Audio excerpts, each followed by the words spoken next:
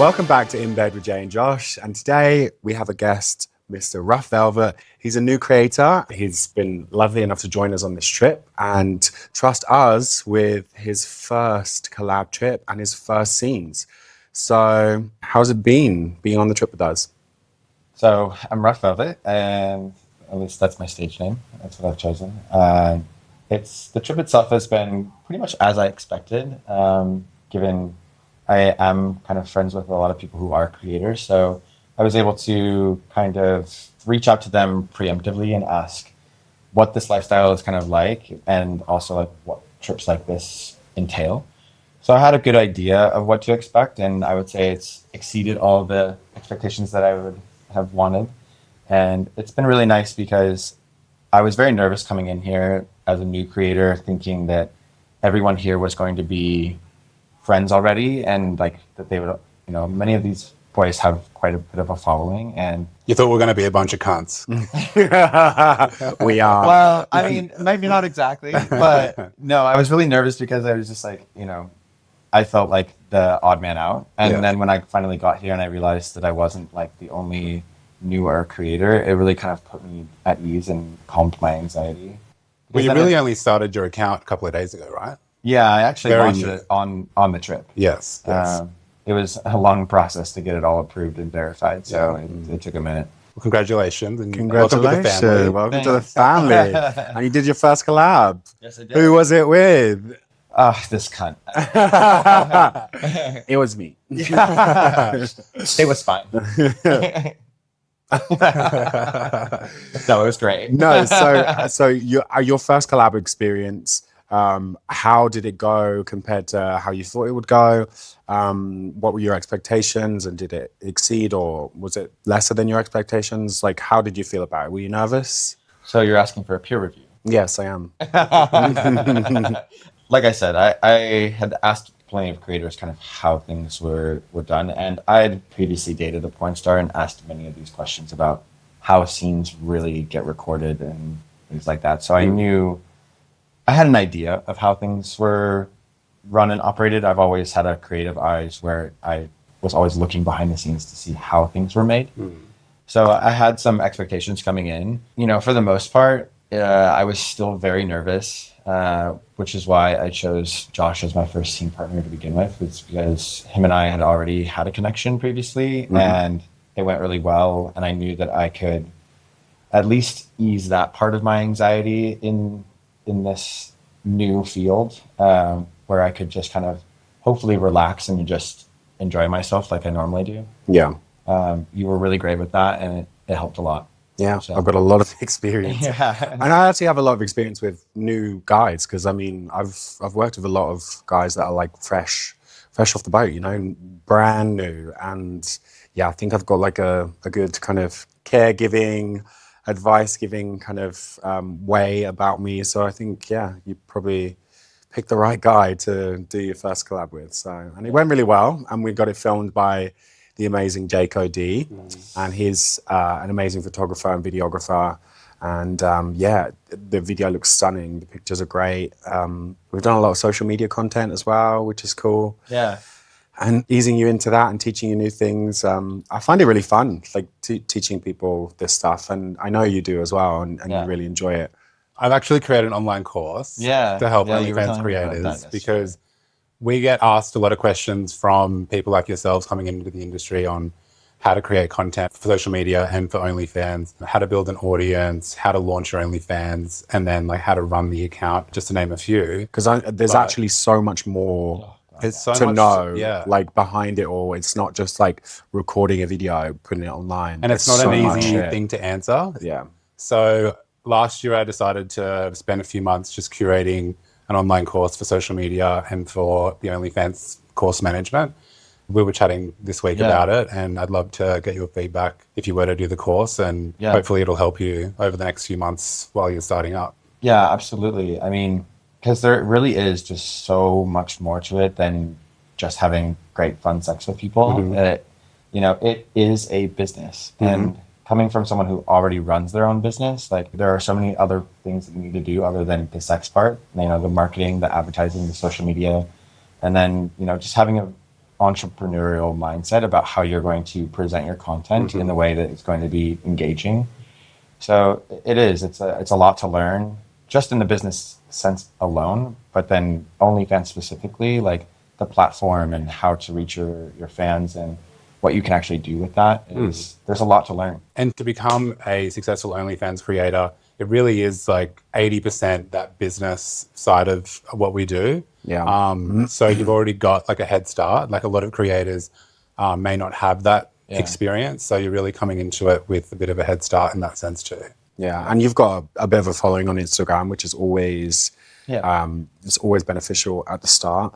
And I think a lot of people just don't know how much goes into building a brand, because that's what you have to do. And as you said, it's like 80% kind of that marketing and branding, and then 20% kind of actually making the content. Because the branding is key and marketing yourself.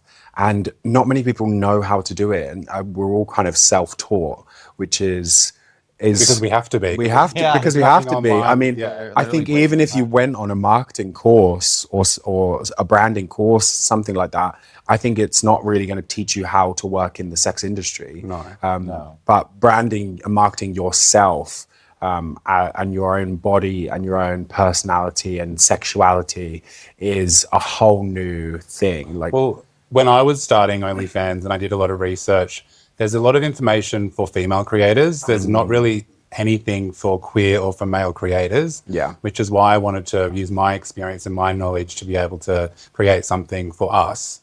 Yeah. Sorry to interrupt this gorgeous episode, but I couldn't help but say that posting nudes isn't a business strategy, but the ofbizschool.com is. The ofbizschool.com teaches you exactly how to turn your OnlyFans into a money-making machine. Marketing, branding, content strategy, make sense, and dollars. Sign up to the ofbizschool.com, follow the steps, and let's just say OnlyFans will be paying your rent. So if you want to stop struggling and start thriving, go to the ofbizschool.com. Trust me, your bank account will thank you. Now back to the episode. Thinking of yourself as the brand, like you are the product that you're trying to sell, is, kind of the key point of this. Is like, that's why I chose a name like Rush Velvet for my stage name, because I want the branding behind that to mean something. what made you, why Rough Velvet? What inspired that? So I had like a couple of names that I was interested in, and then I actually started just engaging my followers on Instagram to kind of help me choose that name. So I was trying to... So you did like a poll? I did a poll. Oh, no, that's really cute. Yeah. Asking the fans. Yeah, so I just like engagement. It's a good strategy. Yeah. Exactly. So engagement already, which was really great. All of the names that I had previously chosen as options were all kind of like oxymorons, basically. Because my personality, as you'll see on Instagram, is like very masculine, but also very feminine. And so blending the two together is kind of where that oxymoron comes from. I feel like we're all a little bit like that. Yeah. I mean, like on the bed. So that's why I really wanted to be able to bring my full self to this career. Yeah. And I feel like that's what is very likely going to make me unique. So I wanted to bring that forward as much as possible. Yeah, I want sparkly fucking boots. Yeah, you're damn right. I will be. No sparkly boots over the back of your head. Yeah, absolutely. That's the plan. I can't wait. I've been seeing in his room just these fucking like diamante sparkly like Timberland boots. Yeah, they're everything. Everything. If I had to like sum up my favorite piece that I've ever bought in my life, it'd be those boots. Like, it is the perfect example of like a work boot being super masculine and then completely rhinestoned, so super feminine. Did you sell those boots? No, I did not sell those boots. I paid someone to sell those boots. So when you were thinking of starting an OnlyFans account, did you write like a pros and cons list? Like, did you have a process on, things that you may have been concerned about? Yeah, more or less. I actually just wrote a list of questions that I had about becoming a creator, and then started asking some of those questions to current creators. We had a good long FaceTime call where you asked me a lot of questions. So I hope that was helpful. It was. And I mean, because there are a lot of pros and there are a lot of cons. It does change your life in many ways. And as I was saying many times before this, like once you rip off that Band-Aid, it's done. Like, there's no putting that fucking Band-Aid back on. That's a thing. So You got to really be sure about it. Yeah. So that alone created a lot of like anxiety for me. But I already worked for myself, so that kind of already, let that con out the window. Just being like corporate life is always something that you have to worry about as a creator. Yeah, that's what that's what a lot of new creators kind of need to understand, that once you put that content out there, it's out there forever. There's no bringing it back. Even if you think that you've got it contained to OnlyFans, people will rip that content and it will be all over the internet like a rash. Sometimes it's free marketing. Sometimes it's free marketing, but if you're someone who's not sure about it and you have a corporate job or whatever, and you think that you're kind of going to get away with just keeping it contained to OnlyFans, just know that the content will leak, and there are people that subscribe to your OnlyFans just to do that exact thing, to leak all your content. They rip it and they put it on all these different sites, and they're everywhere, and they will get to everyone. So that's what people have to understand before they get into this. No, 100%. Did you have a conversation with your parents about it, or your family? No, I had a conversation with my therapist about having a conversation about it with my parents. And more or less, like, my parents are from a really small farm town, and they're just never going to understand, like, why I would do something like this. To them, porn is porn, and they're just, even if it was monetarily super successful, it's just never something that they're going to actually fully understand or embrace. They have a hard enough time just with the fact that I'm gay. So, one step at a time. And if I don't need to let them know, it's not important for me. Like, I already have to bring a different self when I'm at home than I do in my daily life. So it's just another thing that gets put in the back burner while I'm home. When I started OnlyFans, I don't like keeping secrets or having anything, to hide from anyone. So I was very open with my mom and my dad and my family about it, mainly because I was like, the way I sold it was like, I'm going to earn this amount of money, right, and blah, blah, blah, like all the great things. And luckily, it has worked out for the best, and they're still very supportive of me, and not everyone has that experience. So I am blessed to have that support. But I was just curious to see if you were able to have that honest conversation. I did the same. Like, when I started, I kind of did something similar, but I actually waited a year. So I did porn for a year, and what I wanted to do is make a success of myself, make the money that I kind of envisioned making, reach the goals that I wanted to reach, and then tell my parents, so I could be like, okay, I do this, but this is what I've achieved. And that's what I did at Christmas time. I was like, Merry Christmas, this is your present. I'm a porn star. What did they say? They were like, my parents have always been really supportive. So they were like, as long as you're healthy, happy, safe, and making money, then we're happy for you. So, I've been blessed as well. That's amazing. Yeah. I just know that would not be the case. It's just never happened for me. Maybe eventually you can come around to it. It's never, I don't think it's ever off the cards. Yeah, hell, like the saying goes, it's like, I won't actively tell people I'm making a lot of money, but there will be signs. Yeah, there will be signs. There will be signs. Humble and rich. And you're currently single? Yeah. So that was the other con thing that I was going to mention, was like, the big thing that I asked a lot of creators was like, how has this affected your dating life? Because it really, I already have a hard time dating in Chicago, and one of the other many reasons that I want to move and find a new home. But I knew that this was not going to help my dating scenario. So well, just know that all hope is not lost. It is a bit more difficult, but if you end up finding a person that will accept you for everything that you are and that you do and that you put into your life, that can be even more special. I found someone like that, and it's kind of brought us closer, that total kind of connection and the like transparency and everything like that. It's, if you can find someone like that, they're hard to find, but it will be an extra special connection. That's kind of what I came to the conclusion of, is like, whoever I do end up with, like, the people that wouldn't be okay with this career path probably aren't Yeah, really you people that I wouldn't want to date. to date Exactly. Yeah. anyway. So, because I don't know, there's just so many ways to separate sex from a relationship. Like it just there's so many more intimate ways that you can share your life and your story with someone else other than just sex. So But I find that in the gay scene, it's way more celebrated than in the heterosexual community. For sure, yeah. And I met a guy the year that I started doing collaborations, and we met in Mykonos. And the first couple of days, I didn't tell him, just because like it was my first year doing collaborations, like the first guy that I was actually into that year. And I guess I just wanted him to get to know me me before he knew about OnlyFans. But I was always going to tell him like very quickly, and he accepted it. Like he's not a very promiscuous person and not really into that scene, but he came on trips with me, helped me film collaborations, and was quite accepting of the whole thing.